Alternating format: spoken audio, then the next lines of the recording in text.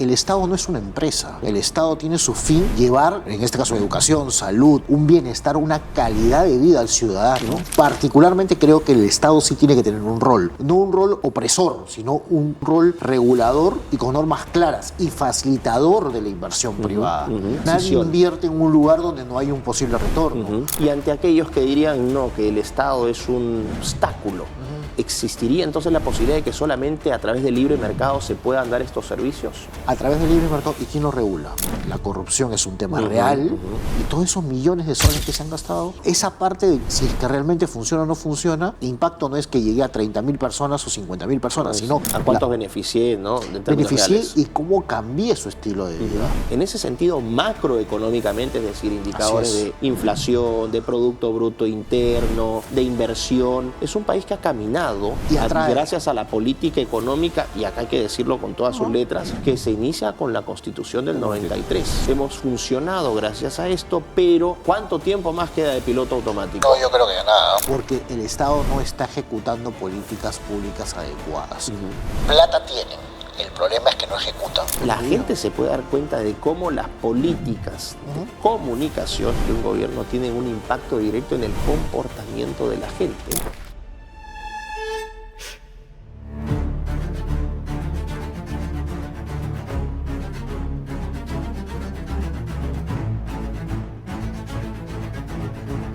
Queridos amigos, ¿cómo están? Soy Miklos Lucas y quiero darles la bienvenida a la segunda edición de Piensa Más en esta segunda temporada. Y en esta ocasión nos acompaña el gran Gustavo Nakamura. Gustavo Nakamura es licenciado en Filosofía y Educación y tiene un magíster en Gestión Educativa por la Universidad de Piura. Es también director del Instituto de Estudios Americanos del CEU-Cefas, Oficina Regional en Lima. Y con él vamos a hablar de varios temas que son de opinión común, pero que no se conocen mucho. Por ejemplo, el concepto de políticas públicas, lobby político, think tanks, que es un tema que Gustavo maneja mucho, no solamente desde lo teórico, sino también desde lo práctico. Gustavo, bienvenido a Piensa Más. Muchas gracias, Miklos, por invitarme y sigamos pensando, ¿no? Piensa Más. Así es. En un país donde es necesario pensar, en un mundo donde cada vez hay más inteligencia artificial y menos inteligencia humana, vamos a tratar de pensar más. Gustavo, quiero empezar esta conversación con, como dando una pequeña introducción al concepto de políticas públicas. La gente escucha o lee todos los días, ¿no?, que el gobierno implementa políticas públicas en diferentes ámbitos, en salud, en educación, en defensa, en política internacional. Pero ¿qué son las políticas públicas? Si las puedes definir. Yo las puedo definir de una cosa muy sencilla, de los acuerdos políticos que se dan en los parlamentos, o como en este caso, en el caso peruano, es en el caso del Congreso. Bueno, el próximo año vamos a tener 2 congresos, o sea, el bicameral, ¿no? El de diputados y senadores, de las políticas que se aprueban en ese momento, nacen las políticas públicas, de las leyes, los reglamentos. Surgen programas y proyectos en los diversos ministerios que hay, ¿no? En el caso peruano tenemos una cantidad de ministerios que no entro a tallar, que podríamos reducir, claro, seguramente, pero hay muchos ministerios y se desarrollan políticas públicas, tanto a nivel nacional como a nivel regional o local. Entonces, las políticas públicas son aquellos programas o proyectos que se implementan dadas las leyes o conceptos. Y la ley macro que tenemos en el Perú desde la Constitución. O sea, es como decir, bajar el cable a tierra de toda esta macro política a políticas reales que lleguen al ciudadano para beneficio del ciudadano. Voy a hacer un ejemplo. Si hablas de educación, la política de educación es una educación de calidad. Ok, ¿qué implica eso? ¿Cómo se aterriza eso, la educación de calidad? Infraestructura, docentes, currículum, bueno, formación de docentes. Esos programas se implementan en políticas públicas. No es lo mismo un docente en Lima Metropolitana que un docente en la selva peruana. No es lo mismo. Entonces, todo eso implica, y hay políticas donde intervienen los gobiernos regionales o los locales, dependiendo de la competencia que tienen. Ok, entonces si extraemos un poco de la información que nos has dado, podemos decir entonces que las políticas públicas son normativas, legislaciones, proyectos, programas, ¿no?, que parten de una base normativa, institucional, que se genera en el Parlamento de la República y que a partir de eso pueden diferenciarse por sectores. Entonces puedes tener políticas públicas que vendrían a hacer programas, proyectos en el sector educación, en vivienda y construcción, en economía, transportes, ¿no? comunicaciones y todo eso. Entonces, por eso la gente diría, acá es una política de transportes, una política pública, una política económica, una política de salud, una política exterior, incluso también, ¿no? El Ministerio de Relaciones Exteriores, Torretale, también el Perú tendría entonces una política exterior, es decir, una especie de estrategia, ¿no? Que está orientada a efectos prácticos. Y otro tema que también tendríamos que rescatar entonces es que las políticas públicas, el concepto de público, hace referencia a que esto va a tener un impacto en la sociedad, es de carácter de impacto colectivo, de retorno social, no es necesariamente un retorno privado como el que vendría a ser una empresa, ¿no? Que genera rentabilidad. Tal cual. Si nos puedes desarrollar esta idea de la naturaleza colectiva, ¿no? Del fin colectivo de las políticas públicas. Del fin colectivo y no colectivista. Interesante esa observación. ¿Qué quieres decir con eso? Por eso, porque la colectivista, o sea, si tú hablas de toda la corriente ideológica que ha habido, ¿no? Con el colectivismo, decir, bueno, la sociedad es la que determina, por ejemplo, el caso del género y todo esto, ¿no? Que es un consenso social. No. Esto es colectivo porque parte de la naturaleza del ser humano es un ser social por naturaleza. Entonces, ahí nos desmarcamos, porque, claro, ciertas corrientes ideológicas políticas van a decir, no, el colectivismo no es colectivismo, que es un lenguaje colectivo social y por tanto hay que buscar la subsidiariedad del Estado en estas políticas concretamente, ¿no? En este caso, educación, salud, vivienda, son todas políticas más de corte social, hasta incluso transporte debería ser. O políticas de seguridad, quiero decir un tema la seguridad o la importante. defensa nacional. Una cosa es la seguridad interna y otra cosa es la defensa nacional y soberanía hacia el exterior, que a veces eso se confunde también, pero bueno, todo ello implementa en las políticas públicas. Entonces, es distinto en ese aspecto, ¿eh? Colectivismo y colectivo o tema social. Perfecto. Y no hay un retorno, no, porque el Estado no es una empresa. El Estado tiene su fin llevar la educación, en este caso educación, salud, un bienestar, una calidad de vida al ciudadano, y por eso se hacen servicios públicos, que lamentablemente en el caso peruano los servicios públicos no son los que quisiéramos, ¿no? ¿Podemos ser mejores? Sí. Pero el fin del Estado es brindar esos servicios. En pocas palabras, para que nos entiendan, el fin del Estado, y en este caso un gobierno, es que una madre que esté embarazada pueda dar dignamente a luz a su hijo en un hospital. Y aquí entramos entonces, para que vean lo interesante de este tema, es que las políticas públicas hay un componente ideológico programático detrás, hay una inspiración, ¿no? Son distintas motivaciones, por ejemplo, las políticas de un gobierno de planificación central es de corte más socialista o comunista, versus a las políticas de de un gobierno que es más amigable al tema del libre mercado. Pero acá tú has hecho una definición que tiene una connotación ideológica, porque la gente que es los libertarios mileístas te van a decir, oye, pero Gustavo está promoviendo el monstruo del Estado al decir que se necesita, ¿no?, que el Estado intervenga en estas políticas públicas, ¿no?, para, por ejemplo, efectos de provisión de salud, de educación. ¿Qué responderías frente a ese tema? ¿El Estado cumple un rol importante en este sentido? A ver, si partimos de la Constitución peruana, que parte de la economía social de mercado, que ya uno puede entrar que esto vino implementado en la década del 79. Eso es un concepto gordo liberal, de hecho, ¿no? Es un liberalismo social generado por Segunda Guerra Mundial en Alemania. En Alemania, vino acá gracias a la Konrad Adenauer y todo ello. Perfecto. En el caso peruano no es un corte liberal donde el Estado no debería estar y todo debe ser un libre mercado. Lamentablemente en el Perú no es así, o afortunadamente, depende cómo lo quieras. Particularmente creo que el Estado sí tiene que tener un rol, sí o sí. No un rol opresor, sino un rol regulador y con normas claras y facilitador de la inversión privada. Pero tampoco puedes dejar que la inversión privada haga lo que quiera y se acabó todo. Entonces, ¿para qué hay gobernantes y para qué existe un presidente y para qué existen unos ministros? Y entramos a un tema importante. Entonces, para algunos, ¿no?, el concepto de políticas públicas va a estar atado al grado de intervención que, dependiendo del gobierno de turno, le quiera dar al Estado o no. Gobiernos que le quieren dar más protagonismo versus otros. Entonces, tú sí dirías, entonces, tú estarías en la posición de que el Estado es necesario para resolver aquello que el sector privado por sí solo no podría resolver. Pongamos el ejemplo de vamos a decir, un problema de salud en una provincia de Huancavelica. ¿El privado tendría incentivos para invertir ahí? Probablemente no, porque el índice demográfico no es suficiente.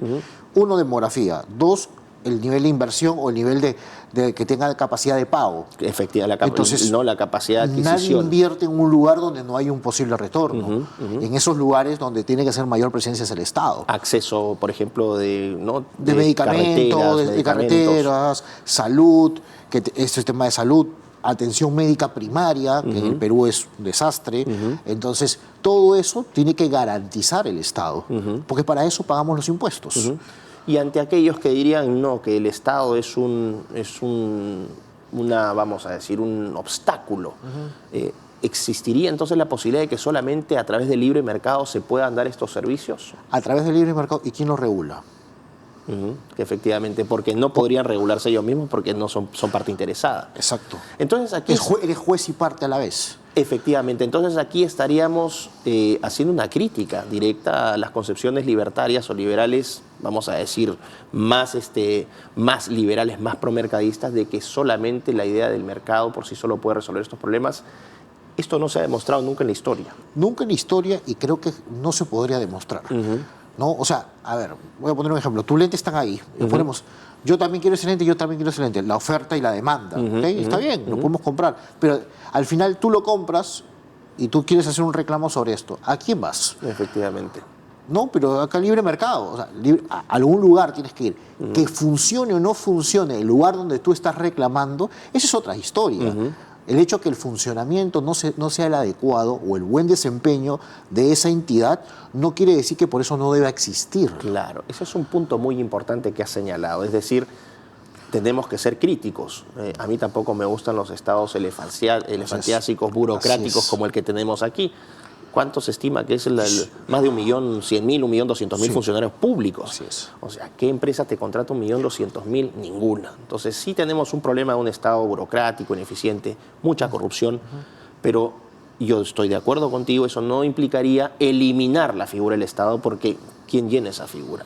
¿Quién le da entonces esa posta médica o esa escuela a esa población en Huancavelica, ¿no?, que no tendría acceso de otra manera porque el privado no tendría incentivos para invertir? Muy interesante lo que estás diciendo. Ahora, ¿se puede hablar de que hay un proceso de políticas, o sea, las políticas públicas siguen un proceso, una serie de etapas, por ejemplo, a partir del diseño? Sí. ¿Cómo? Explícanos un poquito más de eso. Usualmente son diseños, ya. En el Perú nos encanta hacer diseños, estamos sobrediagnosticados. Esto lo hemos escuchado de muchos expertos en el sector, en diversos sectores. Dicen, el Perú está sobrediagnosticado. Sí, tenemos mucho papers, investigaciones y diagnósticos. Consultorías de a ver si es posible. Es gracioso. Yo un ejemplo, ¿no? 4 años, hay que hacer un estudio de prefactibilidad, de inversión, y está acabando la gestión y recién puedes ejecutar. Y el que viene hace lo mismo. Entonces, claro, es un círculo vicioso. Ni siquiera eso no es virtuoso. Entonces, en realidad sí es necesario hacer un proyecto de inversión, hacer un estudio de demanda, todo lo que implica, depende del proyecto que vayas a hacer, ¿no? Si es un tema de carretera o de infraestructura, implica eso, o el tema minero, en fin. Si es un tema social es distinto, pero tienes que hacerlo. Pasa un presupuesto y esto se ejecuta. El Estado todos los años... Acuérdate que en noviembre siempre el Congreso está muy movido por la Comisión de Presupuesto. Porque en la Comisión de Presupuesto es donde se reparte el presupuesto a cada región o cada sector. Y en base a ese presupuesto se priorizan proyectos. Esos proyectos se harían realidad el siguiente año. ¿Qué pasa? Una vez que tú haces un proyecto y todo, ya tienes tu PIB, ¿no?, como le llaman en la jerga de gestión pública, un proyecto de inversión pública, y se ejecuta. Esa es la idea, que se ejecute. Ahora, ¿qué pasa muchas veces? No hay postores, la corrupción es un tema real, ¿ok? Yo creo que esos dos cánceres, de no hay postores y la corrupción y un sistema demasiado lento, hace que no se ejecuten adecuadamente los proyectos. Pero sí hay una previa en las políticas públicas. Tienes que desarrollar diagnósticos, tiene que haber un estudio de inversión y tiene que hacer un proyecto de ejecución. Claro. El otro problema que tenemos en las políticas públicas es la evaluación de los proyectos. El monitoreo y evaluación, ¿no? Y saber si has mejorado o no. Efectivamente. Y esto en los sociales no se hace casi nunca. Mira los millones de soles que se gastaron en educación, desde Jaime Saavedra y compañía, y no sabemos qué resultados hemos conseguido. Seguimos siendo los mismos en la tabla en el tema educativo. 2 puntos más, 2 puntos menos. No te mueve la aguja, como decimos. Entonces, y todos esos millones de soles que se han gastado, Claro. esa parte de si es que realmente funciona o no funciona, y tuvo el impacto que tuvo que tener. El impacto no es que llegué a 30.000 personas o 50.000 personas, sino cambié. ¿A cuántos beneficié, no? En términos Beneficié reales. y cómo cambié su estilo de vida. ¿Cuántos de estos accedieron a mejores promedios en notas o en aprendizajes? En el caso de educación. En el tema de salud, ¿cuánta gente más atendía en la salud primaria? ¿Cuánta gente menos se murió? Así de duro es esto. Entonces, es claro lo que estás diciendo, sí hay un proceso, entonces vendría a ser un diagnóstico del problema, una planificación, diseño, implementación posterior, donde básicamente ¿no? pones a correr el proyecto. A la par de esa implementación, un monitoreo constante y una evaluación, y después la evaluación de los resultados. Tal cual. Y estos resultados tienen que tener indicadores y métricas que sean concretas, medibles y verificables. Así es. Tú estás diciendo entonces que uno de los grandes problemas del país es que la parte de las métricas es básicamente No se tiene. está en el papel. Está en el papel. O en base a qué? A la línea de base que hacen, pero una línea de base que hace de 10 años. Claro, exacto, ¿no? Entonces se podría decir, por ejemplo, para que la gente lo tenga claro, tenemos un problema de educación en Piura. Y se ha notado que los niños que terminan educación primaria tienen un rendimiento, no sé, 5 puntos en matemáticas, 5 puntos en lenguaje y en otras ramas, cuando en realidad el promedio internacional es 12. Entonces la política pública diría, vamos a intervenir estas escuelas de Piura, ¿no? Vamos a mejorar con estos indicadores y vamos a ver de acá a 2 años los resultados.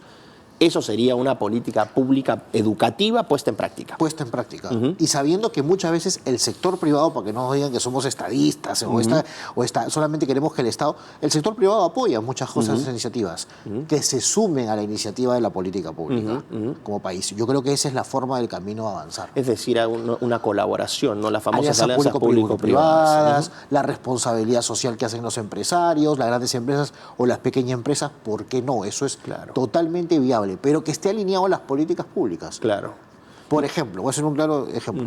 ¿Qué pasa si en el sector de educación se aprueba, por ejemplo, este tema que mucho hubo, el enfoque de género y todo este tema? Un tema controversial, es cierto, pero si la política pública ya lo sacó, el lenguaje inclusivo, no puede venir una empresa, por más que sea grande, yo no voy a dar el nombre por respeto a la empresa, y que siguen con ese enfoque y entrando en las escuelas. No, pues, no se puede. Efectivamente. Si ya se aprobó a nivel de Estado y hay una política pública y una ley donde se saque de todo este tema del género, por ejemplo, y el lenguaje inclusivo, la empresa no puede decir, por el libre mercado yo sí lo implemento. Claro. No, señor. Ahí habría entonces un componente de fiscalización Así que también es. le compete al Estado. Así es. Y ahí para eso están los diputados, que próximamente estarán, o congresistas, y los senadores podrán revisar otra. No será su misión.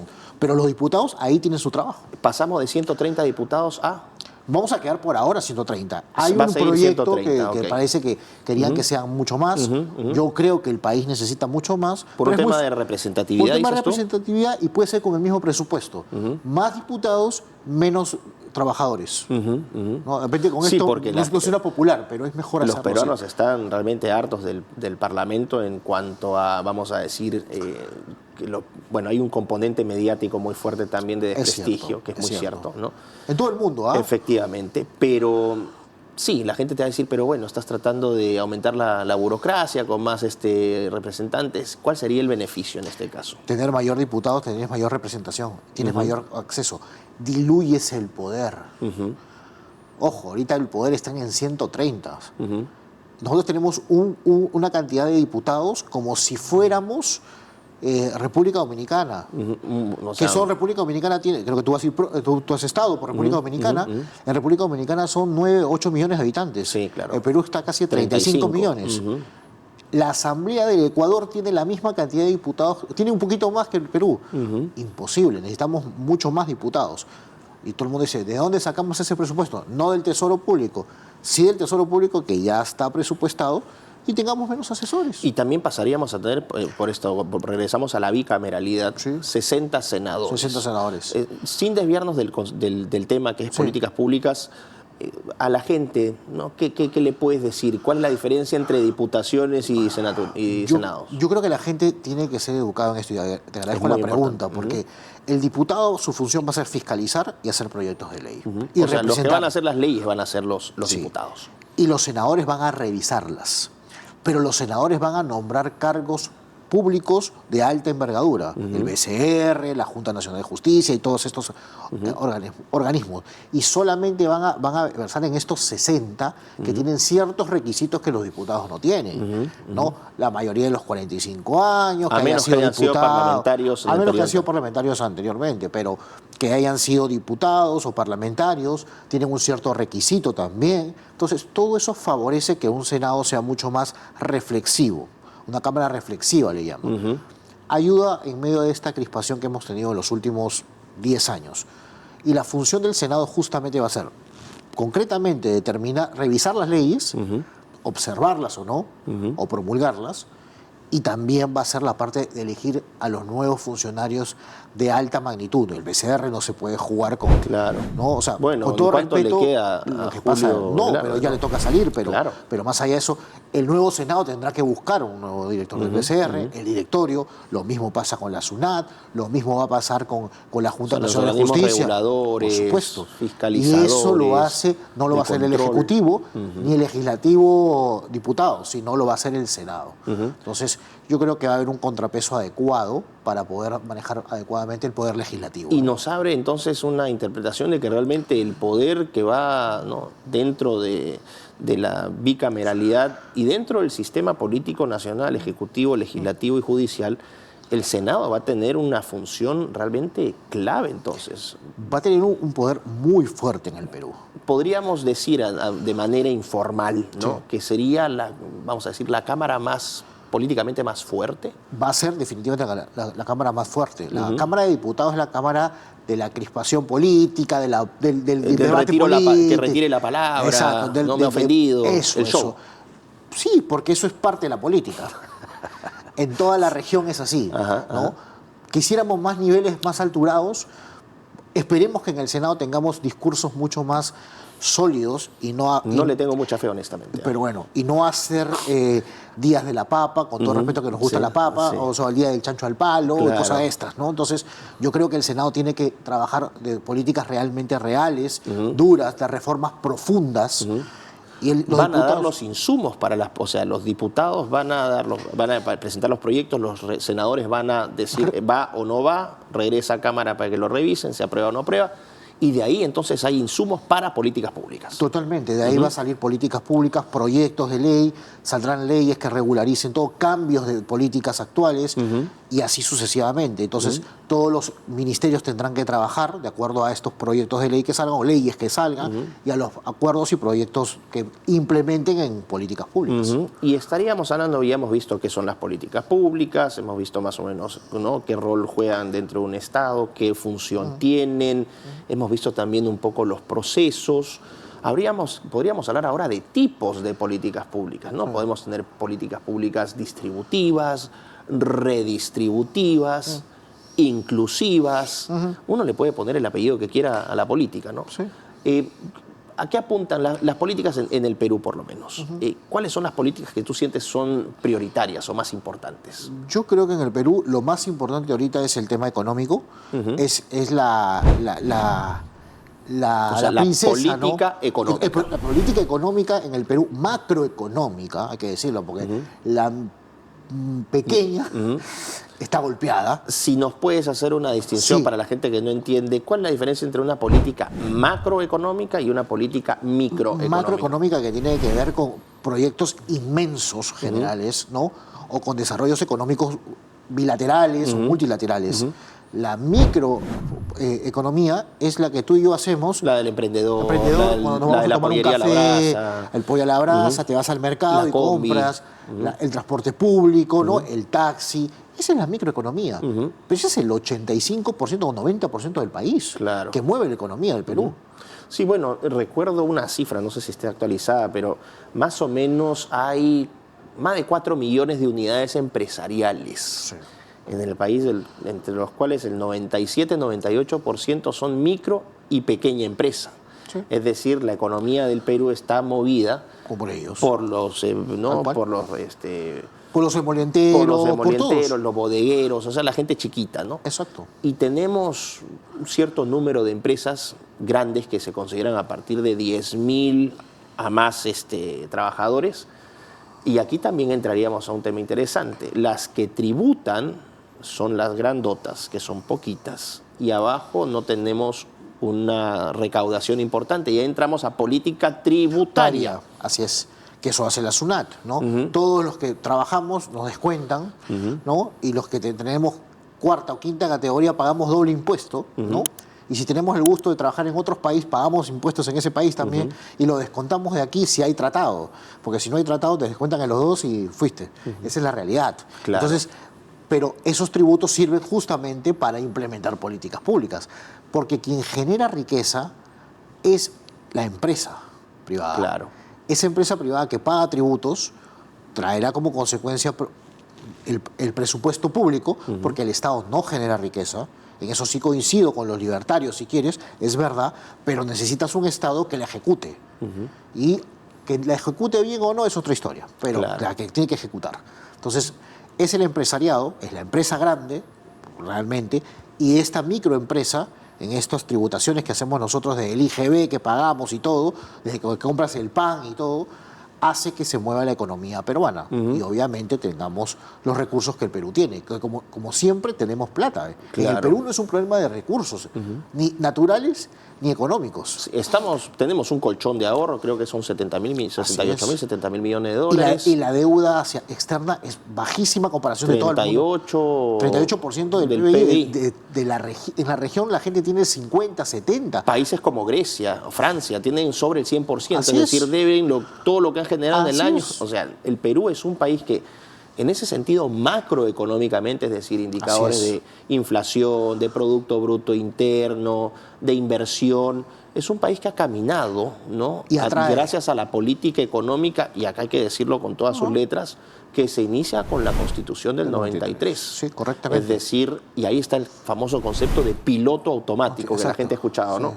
Que el Perú se ha movido por un piloto automático. El fundamento de ese milagro económico peruano es la Constitución de Fujimori de 1993.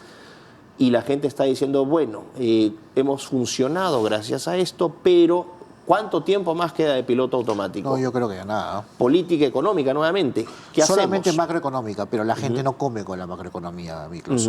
Hay mucha pobreza. Sales de estos estudios y hay pobreza. Ha aumentado la pobreza, obviamente, estos últimos Y la desnutrición, Efectivamente, todo esto ¿no? ha aumentado. Entonces, porque el Estado no está ejecutando políticas públicas adecuadas. Plata tienen, el problema es que no ejecutan. Y el hay- problema es que se la roban. Ese es lo peor vergonzoso que estamos Es lo teniendo. que tú decías, esta idea del sobrediagnóstico, ¿no? Sí. Que es interesante de un tema coyuntural, ¿no? De cómo han ido atacando la gestión, en este caso, del alcalde de Lima, ¿no? Ahí también habría que ver qué competencias tiene cada organismo del Estado, si es competencia del gobierno central, si es el tema del tren, por ejemplo, le compete al Ministerio de Transportes y Comunicaciones o le compete a la alcaldía de Lima. Ahí O al entramos. actu que te crearon en su momento. Efectivamente. Entonces, ahí, ¿quién se hace cargo de las políticas públicas? Ese es otro punto importante. ¿Quién se hace responsable? Si tienes funciones claras, sabes a quién. ¿Sabes cuál es el problema? Cuando entra el tema de la batalla política ya, ¿no? Entonces, por política, quemas a tu contrincante. Claro. A uno u otro. Aún ¿ok? si eso perjudica No a, importa. a cientos de miles de usuarios. Eso no importa para mucha gente cuando está en política. Y eso es lo lamentable. Y eso es lo que la gente cree de los políticos, cuando en realidad no es así. Pero si su actuar es así, obviamente la gente dice, no quiero saber nada con ellos, ¿no? Porque al final no hay ninguna solución. Lo que están buscando son soluciones. La gente no quiere políticas públicas implementadas. Quiere que vaya a la posta y encuentre su medicina. Que vaya al colegio y el niño tenga donde sentarse y no se siente en una banca rota o un techo que se cae a pedazos. Que un movimiento se rompa el colegio y puede morir ese niño. Efectivamente. O sea, la gente está buscando lo soluciones. mínimo. Soluciones. O sea, básicamente, entonces, para cerrar esta primera parte, las políticas públicas lo que buscan son resolver problemas y mejorar la calidad de vida de las personas. Eso es. Si lo resumimos en sencillo. Ese es el fin. Ahora, hay un tema interesante aquí. Hay un tipo de organizaciones, ¿no? Llamadas think tanks, que también diseñan, implementan, monitorean, evalúan y también, ¿no? Vamos a decir, impulsan políticas públicas. Es un concepto que acá en el Perú no es muy conocido, pero en países como los Estados Unidos, en el Reino Unido, en Alemania, en los países escandinavos, sí existe esta idea del think tank. ¿Qué es un think tank? O sea, si lo haces en traducción, es un tanque de pensamiento, un centro de pensamiento, ¿no? Y creo que en los últimos años, en la región, cuando yo hablo, o Iberoamérica, cada vez hay más, ¿no? Pero claro, la diferencia es que hay mucha relación con el lobby político.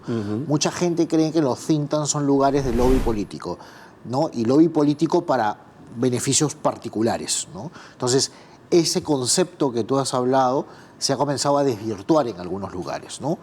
En el caso peruano no existen muchos think tanks, no hay esa cultura. Primero, las universidades casi ninguna tiene, porque creo que contadita casi no hay. No todos tienen escuelas de gobierno, claro, sí, pero think tanks per se no. En el Perú hay muchos think tanks sí vinculados ideológicamente a la izquierda, eso hay que decirlo, tanto la izquierda progresista como la izquierda radical, que le llaman dura. Eso hay. Think tanks de derecha acá en el Perú, que la gente entienda. Poquísimos, o sea, tenemos a ILAT, que es el IPE, claro. ILAT, que está Diego Acuña, que ha hecho un trabajo más del lado de la comunicación, el Instituto de Estudios Económicos, o el IPE, perdón, el Instituto Peruano de Economía, donde está Diego Macera, que es director del BCR, que ve temas macroeconómicos, pero en temas de cultura, en temas de educación o en temas de formación política, esto no lo hay. Bueno, en ILAD hemos tratado de hacer un esfuerzo con Ustedes han hecho algo con ProLíderes. Está la Asociación Origen de Juliana Catia, que está trabajando algunas acciones también del tema Provida. Con Carlos Polo, que hacen algunas cosas. Hacen algunas acciones, pero son muy poquitas. Sí, efectivamente. ¿No? Por eso nosotros hemos llegado, ya esto venía gestándose desde Madrid hace tiempo, y se ha venido dando, y ya estamos implementados en Perú. Después de Madrid tocó Lima. Claro, el Instituto de Estudios Americanos, el CEUCEFAS. Que tú diriges. Ahora yo tengo el gusto de dirigir, colaboré con ellos durante 2-3 años y sigo colaborando, pero ya ahora como director. Y también colaboraste conmigo, hay que hacer el disclaimer. Bueno, trabajamos ahí con Tecnopolitea en su momento. Claro. En fin, y todo este grupo de think tanks de la derecha, por decirlo así, liberales y conservadores, se están dando poco a poco. Pero, como vuelvo a decir, no está vinculado al lobby político. En el caso de los think tanks, el ecosistema peruano ha estado muy vinculado a los estudios de políticas públicas, a las evaluaciones de políticas públicas, a recomendaciones de políticas públicas. Entonces encuentras pues Manuela Ramos y todo el tema del género que salió en un informe que hizo el Centro de Derechos Fundamentales de Hungría, todos estos temas del apoyo LGTBI que han tenido en políticas desde la Unión Europea. Lo ha desarrollado diversos think tanks, más que think tanks, asociaciones activistas y los think tanks han hecho las evaluaciones de los grandes resultados que han conseguido. Entonces, de think tanks podríamos decir que son organizaciones generalmente privadas. Privadas. ¿No? Que sin estar en el Estado tienen un, vamos a decir, un fundamento ideológico, o sea, tienen un posicionamiento ideológico, programático, no todas son las mismas, hay think tanks de izquierda, think tanks de derecha, las de izquierda probablemente impulsarán más intervención estatal, las de derecha querrán quizás reducir un poco esto. Y lo que hacen estas organizaciones privadas es que contratan especialistas, expertos para monitorear, diseñar, implementar políticas públicas que pueden o no ser utilizadas por el gobierno. Como políticas públicas. Hacen informes, congresos, seminarios que muchas veces hemos asistido, ¿no? Pero también hay think tanks que hacen temas culturales, del arte, la cultura, que se ha perdido, por ejemplo, en el caso peruano. Política cultural, política educativa. Que en el Perú prácticamente es de una sola sesgo ideológico, más progresista, ¿no? Entonces, cultura es sinónimo a progresismo para muchos, cuando la cultura tiene que ver mucho con el tema conservador, por ejemplo, ¿no? O sea, el tema hispano, en fin. hay varios temas que todavía no se han ido desarrollando en el Perú. Muy interesante porque ahí vamos a ver cómo también los think tanks, ¿no?, en contubernio con el Estado, implementan políticas públicas que lo que buscan es cambiar la matriz cultural de un país. Tal cual. Si uno le pregunta acá al peruano promedio si está de acuerdo con la educación sexual integral, que no es otra cosa que adoctrinamiento, la inmensa mayoría te va a decir que no. ¿No? Yo no sé manejo de estadísticas, pero por lo menos 8 de 10 van a estar en contra, si no son más, ¿no? Sí. Entonces también se puede ver cómo los think tanks pasarían a convertirse de alguna manera en organismos paraestatales en algunos casos, ¿no? Sí. Que utilizan esa supuesta independencia para darle una supuesta legitimidad técnica, ¿no? Y decir, no, acá no hay sesgo político, acá son técnicos trabajando. Ahí vemos otro concepto importante, ¿no? Es otro concepto y es penoso, pero es verdad, eso es lo que se da, ¿no? Y lo otro penoso que hay en el Perú es que los partidos políticos, bueno, acá en el Perú hay 47 partidos políticos, es una vergüenza, pero más allá de eso, los partidos políticos no tienen think tanks, como en Europa. Efectivamente, ¿no? O como en Estados Unidos, o en el Reino Unido, en fin. En Estados Unidos, por ejemplo, el Heritage Foundation, que trabaja, ¿no? Eso, que están vinculados a un partido. Claro. En el Perú no lo existe. En el Perú no existe. Y es una pena porque también podrían ser no solamente para diseño y monitoreo y evaluación de políticas públicas, sino también para capacitación de cuadros. Para su formación de sus propios cuadros. O sea, cada uno tiene, bueno, en España por la cercanía que tengo, Vox tiene a la Fundación Disenso, el PP despertó del sueño, yo digo despertó del sueño felizmente, y ahora tiene el Reformismo 21, antes estaba Aznar con el famoso, con el instituto que tenía FAES, ¿no?, que sigue, y muchos políticos peruanos de la centroderecha, de la época del PPC, de la época de la socialdemocracia y los socialcristianos, iban a esas formaciones, eso se fue perdiendo, y hoy por hoy prácticamente en el Perú no lo hay. Pero en algunos países sí hay fundaciones o think tanks asociados a partidos políticos. Y ahí entramos a un problema importante, el tema del financiamiento. ¿Por qué entonces hay un superávit de think tanks de izquierda en el Perú y hay una escasez tan flagrante de think tanks de derecha? ¿Cómo se financian los think tanks? Yo creo que los think tanks de izquierda son financiados por organismos multilaterales. Por eso Donald Trump fue clarísimo en cortar USAID. Del 100% del financiamiento de USAID antes de Donald Trump, el 99.9% iba para ONGs o think tanks de izquierda. Así de claro. Claro. Entonces, cortó eso y a las consecuencias que ha habido. La Unión Europea lo mismo. Entonces, pero después utilizas la OEI y organismos bilaterales que están trabajando y financian. Eso por un lado. Pero lo penoso también es que los empresarios, y hablo en grandes empresarios peruanos, corporaciones, financian instituciones como estas. Financian a las instituciones que después les están haciendo campañas para cerrarles las minas, tal cual, boicotearle los... Este síndrome de Lemming, porque no hay otra forma de entenderlo, ¿por qué se daría entonces? Yo creo que ellos los empresarios ya salieron de la operación y los que dirigen sus organizaciones son los CEO confundidos, yo le llamo, ¿no? Con todo respeto, ¿por qué confundidos? Porque fueron formados bajo una ideología más del wokista, por decirlo así, o muy pragmática, si quieres ser más bondadoso, entonces, y que suena bien, bajo una agenda, en este caso la Agenda 2030, entonces todo el tema de la sostenibilidad y ese discurso, se lo han comprado totalmente. Claro, género, medio ambiente. Y ellos ejecutan eso. Entonces, si bien es una ONG que promueve, o un think tank, la agenda o promueve la sostenibilidad, y dice, con ellos tengo que trabajar, porque además fueron formados en las universidades bajo ese paradigma, porque al final la derecha, y esto hablo a nivel internacional, o los conservadores, hemos olvidado, bueno, tú haces mucha actividad felizmente, pero poquísimos micros, Lucas, hay en el mundo, o sea, no lo hay. Las universidades han sido tomadas totalmente. Entonces, obviamente, los jóvenes son formados bajo ese paradigma y los grandes CEOs hoy por hoy son productos de eso. Y los empresarios se fueron a un lado y si su negocio da, pues perfecto. Ellos ven el número, no ven la acción. Sí. Pero lo que no saben es que con sus números nos están carcomiendo el tema cultural. Claro. Y es muy interesante, ahora si quiero hacer alusión a un tema personal, ¿no? A mí me han censurado de la Católica y me han censurado también en la Universidad de San Marcos. Pero acá hay un punto. No me censuró San Marcos, no me censuró la Católica. Me censuraron 4 gatos de San Marcos y 4 gatos de la Católica. Ahí tenemos también un problema de representatividad. Pero gracias a Dios, gracias, ¿no?, a trabajo de difusión, de política educativa, estamos viendo también una respuesta de los jóvenes. Eso es algo que hay que Eso hay que saludarlo, ¿no? Sí. Pero también hay que tomar los nuevos investigadores, historiadores, académicos, tomar las universidades. Cuando digo tomar, no es que vamos a quitar a los puestos, pero tenemos que hacer actividad académica también. Efectivamente, promover el debate y todo esto. Ahora, en el término, volviendo un poco al término del financiamiento, ¿los think tanks pueden ser financiados por estados? En algunos países es legal eso, sí, sin ningún problema.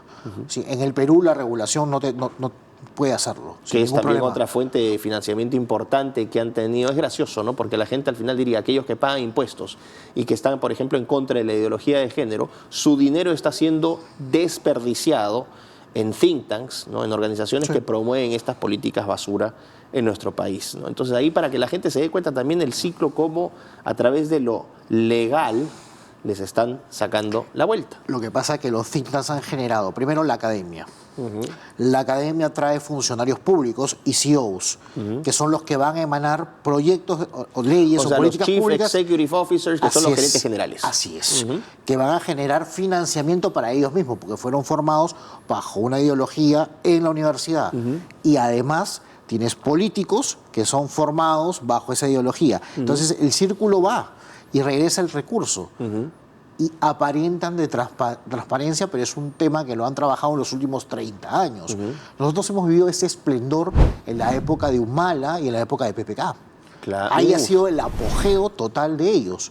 En los últimos años han venido a menos, pero todavía siguen teniendo una fuerza importante, no política, pero sí en los funcionarios públicos y en los CEOs actualmente en el Perú. Claro, ahí, por ejemplo, se podría hablar del concepto que acá en el Perú nos ve gente también de otros países, pero para que entiendan el concepto de mermelada, ¿no? Donde se utilizaron recursos en enormes cantidades, millones y millones de soles o de dólares, para financiar a medios de comunicación que tuvieran, obviamente, una línea pro-gobiernista, ¿no? Y eso es lo que ha generado fenómenos como Martín Vizcarra, como Humala, que utilizaron dinero público para tener una campaña de apoyo mediático. Eso también, las políticas de comunicación, ¿no?, totalmente sesgadas. Y encuestadoras, medios de comunicación, que es un fenómeno expertos hemisférico, internacionales, sí, claro, expertos internacionales, centros de pensamiento, universidades, todos unísonamente decían, es lo mejor que nos ha pasado. Todo el mundo, ¿te acuerdas en la época de la pandemia cuando salían a tocar la guitarrita? ¿Dónde estarán metidos estos payasitos de las redes sociales? ¿Te acuerdas? Yo me acuerdo, que la dedicaban guitarrita, canciones, señor presidente Vizcarra, o salían a las 8 de la noche a tocar las ollas, a aplaudir, a tocar las ollas. De aplaudir por la gran gestión. Ahí la gente se puede dar cuenta de cómo las políticas de comunicación de un gobierno tienen un impacto directo en el comportamiento de la gente. Es decir, las políticas públicas también pueden ser utilizadas de mala manera, ¿no?, como un medio soterrado de reprogramación social, ¿no?, reprogramación del comportamiento. Es decir, son herramientas de doble filo si es que no están bien llevadas. Los direccionas a lo que quieras llevar. Efectivamente. Y eso es lo que ha pasado. Y ahí entramos a otro tema importante, Gustavo, el tema del lobby. ¿Qué es el lobby político y cómo se relaciona con estos temas de think tanks y de políticas públicas? Mira, el lobby en Estados Unidos no es mal visto. ¿Qué es el lobby? Vamos a definirlo. Es relaciones públicas para que llegas a conseguir un objetivo concreto, ¿no? Entonces, en Estados Unidos es normal, ¿no? Está legislado, está regulado, claro. Te dicen, incluso tú tienes tu RUC, ¿no? O sea, como acá les decimos, y sabes que tu razón social o tu actividad es el lobby. Aquí en el Perú, el lobby es visto como sinónimo de corrupción. Corrupción asolapada. Efectivamente, ¿no? Los lobistas. Claro, ¿no? los lobistas dicen, PPK, lobista. Claro, me va a sacar la reunión con el ministro, con la ley tal, y esto va, y te armo el proyecto, y eso sale y dice, Bueno, ese es un lobista. Y es precisamente por eso es que es mal vista, porque como no está regulada, pasa a ser nuevamente Exactamente. detrás de la sombra. Exactamente. Y usualmente son personas, no son organizaciones. Los Efectivamente. think tanks no hacen lobby político de esa magnitud. ¿Ok? Hay algunos think tanks de izquierda, sí lo han hecho, para sacar leyes de género, las leyes, todo este tema Claro. social, sí lo han hecho. En el tema económico no ha habido, porque ellos, el tema económico no va con ellos. Claro. Los think tanks más progresistas, ¿no? Pero favorecen lobbies con informes a favor de. Entonces salen 3, 4 académicos importantes que dicen que de repente el proyecto del G2G es muy importante porque favorece a las políticas públicas. Hacen un informe majestuoso, comunicacionalmente salen en medios y curiosamente sale a la palestra. Y después sale un proyecto de ley y se aprueba en el Congreso. Pero detrás de todo eso, queridos amigos, hay una persona que está digitando todo esto. Eso es lo que está pasando. O sea, en este caso, el problema diríamos que el lobby, que es una actividad de relaciones públicas, ¿no? Para ver algunas partes interesadas, generalmente representadas institucionalmente, no como individuos, van y conversan con diputados o con senadores, o puede incluso con ministros, y decirles, mira, tenemos un problema de pesca, esta legislación nos está afectando y nos está volviendo menos competitivos. Entonces le pedimos, por favor, que modifique esta regla. En otros países como Estados Unidos, entonces, dices que esto está perfectamente regulado, y en el Perú se ve muy mal porque, y esto sí es cierto, ¿no? La falta de regulación hace que entre en la clandestinidad, vamos a decir, y ahí es donde no van en representación de empresas, muchas veces van en representación individual. Por ejemplo, la corrupción en licitaciones públicas. Eso ya ni siquiera es lobby, eso es corrupción al gran... Eso es delincuencia. Delincuencia total, abiertamente, ¿no? ¿no? Abiertamente. Que pueden cambiar las condiciones de un concurso de un día para otro y calificaste menos y el otro más, ¿no? Contratación de funcionarios públicos, ¿no? A veces que van y tienen que hacer unas evaluaciones y eligen obviamente a la querida del otro lugar o al hijito. O sea. Eso es corrupción y delincuencia pura y dura, ¿no? El lobby que lo conocemos más en el mundo de los think tanks es en ese tema que tú decías, en las relaciones públicas, en ponerte en contacto con tal, en los servicios. Ahora, en el Perú existen coordinadores parlamentarios, coordinadores con el ejecutivo de los grandes gremios empresariales, por ejemplo, ¿no? Pero claro, ellos llegan a cierto nivel y a veces quieren llegar a otros niveles y para eso contratan a personas o empresas que son conocidas como lobistas. Legalmente. Efectivamente. Y que son multinacionales. Y quedan registradas las reuniones. Todo. Hay una minuta de qué es lo que se ha hablado. Así es. Y eso existe en el Perú. Hay una o dos por ahí que hacen mucho de esto, ¿no? Algunos las disfrazan con temas comunicacionales, es cierto, pero hay. Los think tanks no hacen ese trabajo. Claro. O sea, si un think tank hace lobby a esa magnitud, yo creo que no es un think tank ya. Efectivamente. Dejó de ser un think tank o duta, pasó a ser otra cosa. Efectivamente. Y bueno, mira, hemos hablado del concepto de políticas públicas, hemos hablado de los think tanks, hemos hablado del lobby, cómo se relacionan estos conceptos. Y ya entrando a la parte final, Gustavo, ya una apreciación de corte personal. El Perú entra a un proceso electoral el próximo año. Hay un proceso electoral que se viene también, procesos electorales en Chile, en Colombia, acabamos de tener uno en Bolivia, hay una segunda vuelta. Es decir, tenemos una serie de procesos electorales importantes. Y en el caso peruano, vamos a tener este Congreso bicameral. ¿Cuáles son para ti, según tu experiencia, que es amplia en estos temas, el diagnóstico que tú haces del Perú, qué tipo de políticas públicas son prioritarias para el Perú de cara a los desafíos electorales del próximo año?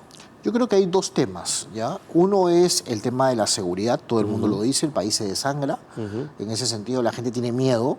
Yo creo que tú tienes tu hijo, pero está fuera del Perú. Pero si lo tuvieras acá, seguramente no permitirías que vaya en un taxi cualquiera de la casa a la casa de su amigo, porque no sabes si va a regresar.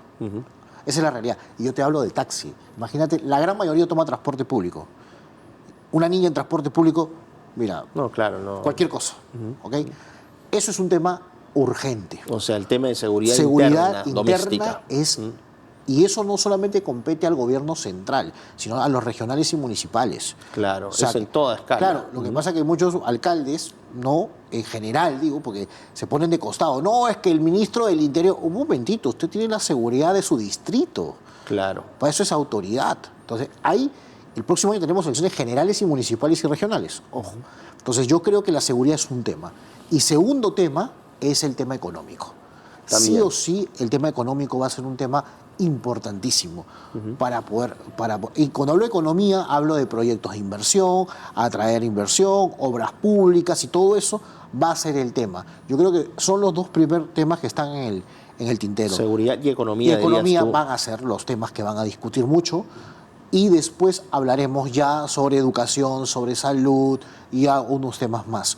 Pero eso va a ser paulatino. Pero creo que seguridad y economía van a ser los temas de bandera en políticas públicas de los candidatos. Y aquí entramos, por ejemplo, para poner en práctica los conceptos que hemos mencionado, ¿no? En el caso de políticas de seguridad doméstica, ¿no? Tenemos un problema de delincuencia muy fuerte, no solamente en Lima, sino en todas las grandes ciudades del país. Trujillo es una cosa, Trujillo es la capital de la balacera, y ya no es la primavera, es una cosa que, ¿no? Es una ciudad que está siendo consumida por la inseguridad. ¿Cómo entramos entonces con políticas públicas ahí? ¿Cómo pensamos un concepto aplicado de políticas públicas? Hay un problema de inseguridad.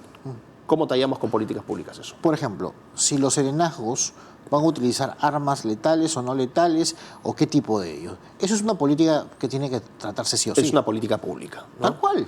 ¿Qué rol van a cumplir los serenazgos? Si son útiles los serenazgos. Así es. ¿No? Porque acá en Lima quisieron hacer la policía municipal. Pero claro, para que eso salga tiene que haber un proyecto de ley. ¿Tenemos los suficientes votos en el Congreso para que salga esto? ¿No? Los policías vamos a asegurarlos, porque con el tema de la Corte Interamericana de Derechos Humanos, pues un policía si mata a un delincuente porque está violando o agrediendo a una persona y por defensa propia se va después preso. Claro. Ese es en el Perú. Entonces, exacto. Eso es una política pública que tenemos que darle la seguridad para trabajar. ¿Vamos a utilizar armas, no armas? ¿Qué vamos a hacer? ¿Vamos a hacer más cárceles? ¿Qué tipo de cárceles? ¿En cuánto tiempo? Algunos he escuchado por ahí que el Frontón lo quieren abrir o la Isla San Lorenzo. Bueno, ¿cómo va a ser manejado? ¿Lo va a manejar la Policía Nacional? ¿Lo va a manejar la Marina de Guerra del Perú? Claro. Son temas que la gente está buscando en políticas de seguridad ciudadana rápidamente, ¿no? Y es interesante porque aquí la política pública también se enlaza con otro concepto clave, sobre todo en estos tiempos, que vendría a ser el de soberanía. Un país soberano puede diseñar políticas públicas orientadas a servir a su país. Mencionaste a la Corte Interamericana de Derechos Humanos.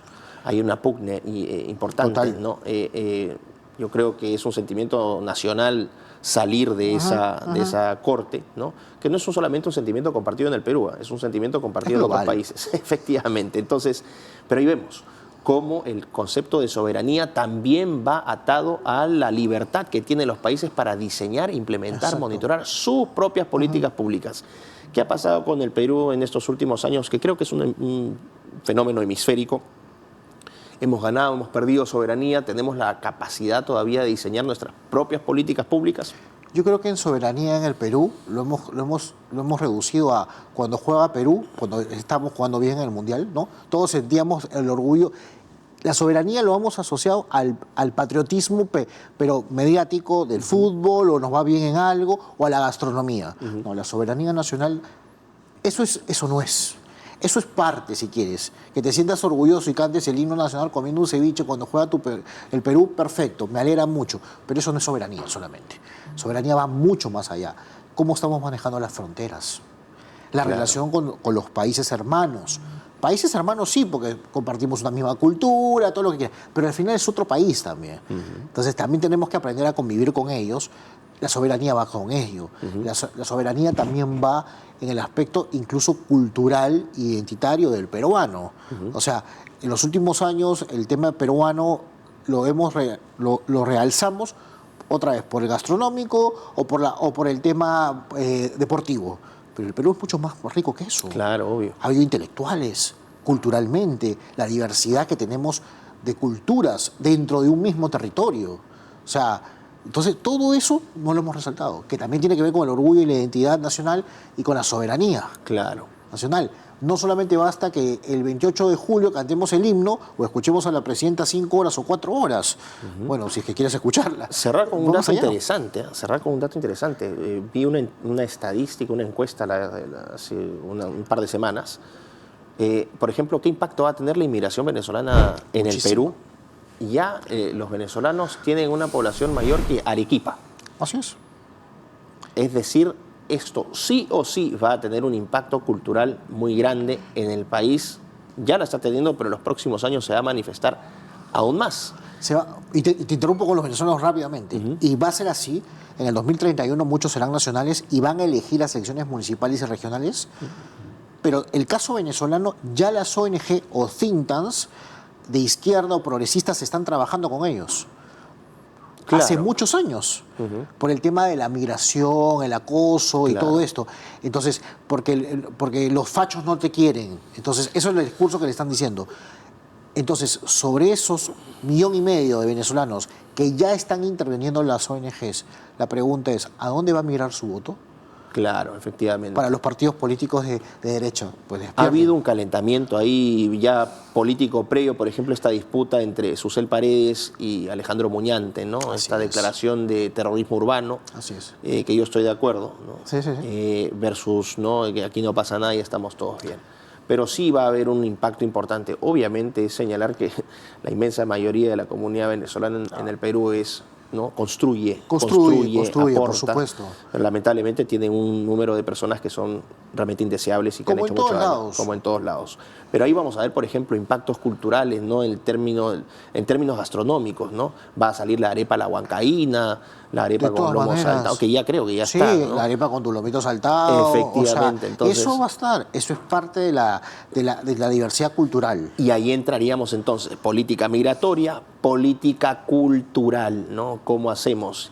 Que ellos sean parte de... Efectivamente. La política entonces migratoria y la política cultural debería apuntar a peruanizar a los venezolanos. Tal cual. Y no a venezualizar al peruano, ¿no? Tal cual. Y eso con todo cariño, porque obviamente el con territorio... todo respeto, porque al final está en territorio nacional. Efectivamente. Es lo mismo que le pasa a los españoles. Cuando yo voy en España, cada vez veo más musulmanes. Así es. Bueno, Francia, ni qué decir. Ya Francia y Alemania están...